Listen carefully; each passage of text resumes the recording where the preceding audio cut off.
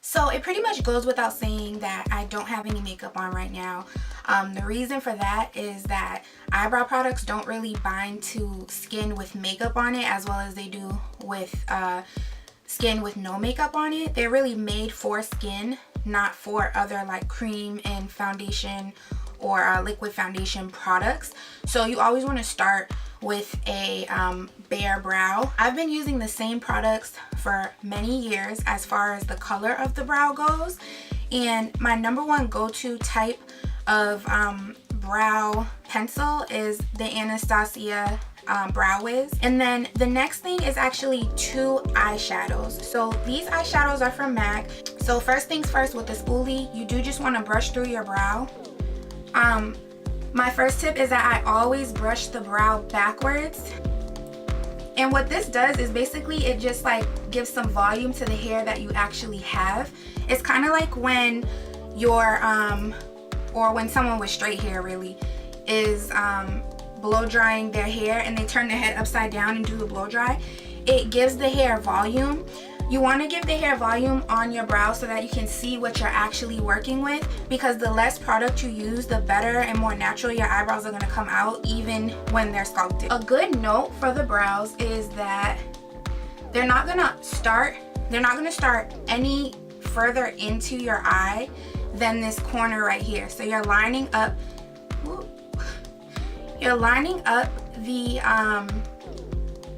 end of your brow toward the inside of your face with the inner corner of your eye, and then your arch is going to line up with the pencil going diagonal from your nose, and then you're also going to have the pencil going diagonal from your nose to the end of the brow. I usually tug my brow up a little bit, and I would also do this to clients just so that I can kind of like visualize the arch being a little bit higher. So I'm gonna just start to draw that one line, and it's only one line. It's not filling in the brow yet.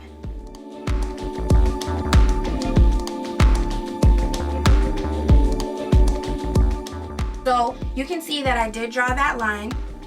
Now I'm gonna go ahead and start filling in the brow, and you see that my brows grow from the bottom. I'm gonna start filling in like an upward motion in hair-like strokes going up.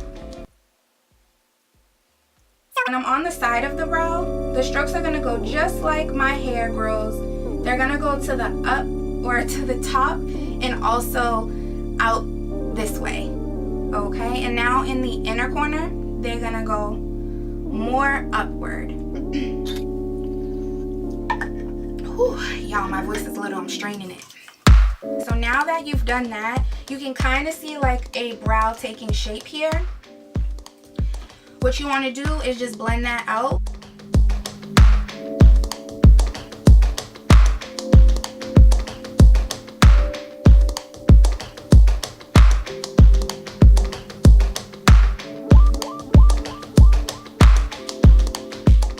I forgot to mention the color of this. It's dark brown, and my hair is really dark. So this is about one shade lighter than my actual hair color. You always want to choose a pencil that's 1 to 2 shades lighter than your actual hair color. You kind of want this color to just play the background. It's not really about giving you the full look. It's just the background look. So I'm just looking straight onto my mirror just to get them as symmetric as possible. Obviously they're not going to be completely identical, and that is okay, because no one's brows really are. It's fine. Now you're going to take your powder. So you see how the areas where there's no hair, you can kind of see that there's makeup there.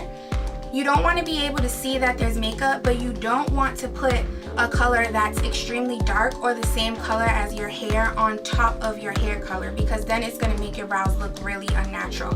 That's why you want that lighter color, because when it's behind your hair, it makes the brow look filled but not fake.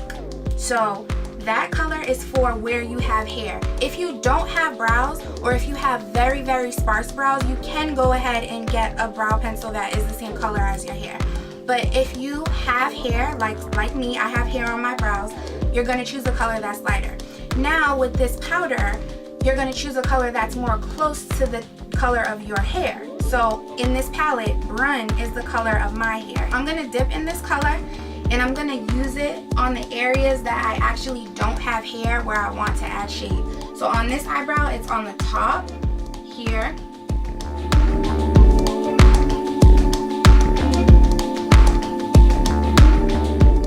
Got some little sparse areas. I'm just filling in where the brow is sparse, where there's no hair and there's color on top. That's where I'm filling in. Do the same on this side. Like I have a little area right there that doesn't have any hair, so I'm just putting that brown in there. And you guys, I'm tapping it so light. This is only to fill in. You're not creating a whole new brow. You're kind of working with what you got and enhancing it. When you have this color too, you're not gonna go in here because you want your brows to have a nice fade, like how natural brows do. They get lighter in the front. However, I do understand that some people have sparse area right here, which is totally fine, because what you will do is take the lighter color in this palette or whatever palette you have, which for me is Concrete, and you're going to use that in here. And you can also use that on top of areas that do have hair but you would like to see a little bit more like color saturation in. You're going to do that there.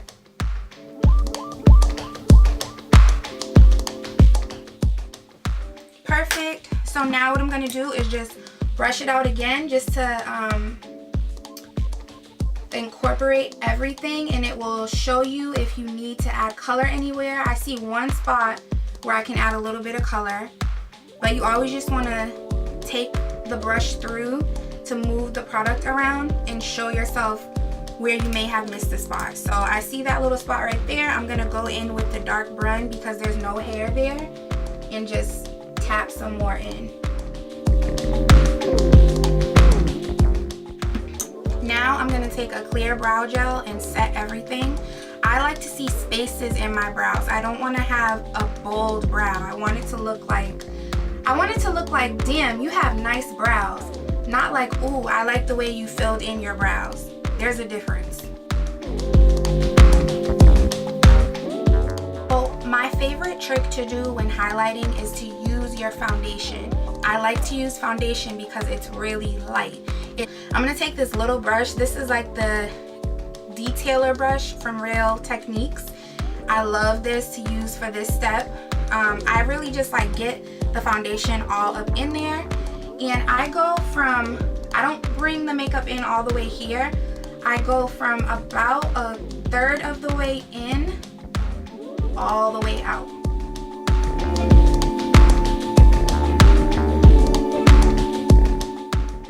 And then for the top, I never bring the makeup past the arch. I only will highlight the arch and tip.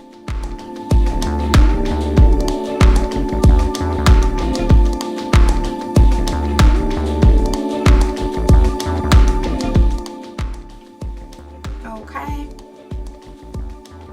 Now I'm gonna go ahead and do the same to the other side.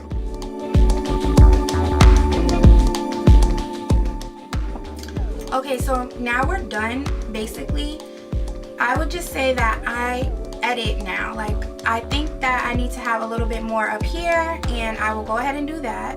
The less sharp the ends look, the more natural your brows look. The more, oh my god, who does your brows? Not, oh my god, who does your makeup? And I don't know, I love makeup, but I want natural beauty comments more than I want makeup comments, honestly. So, and that space needs a little bit of the Brun, so I'm just gonna add that because there's no hair there. Okay guys, so thank you so much for watching. That's how I got from the look on the left to the look on the right. I hope you guys enjoyed it, and I will see you tomorrow with my next Vlogmas video.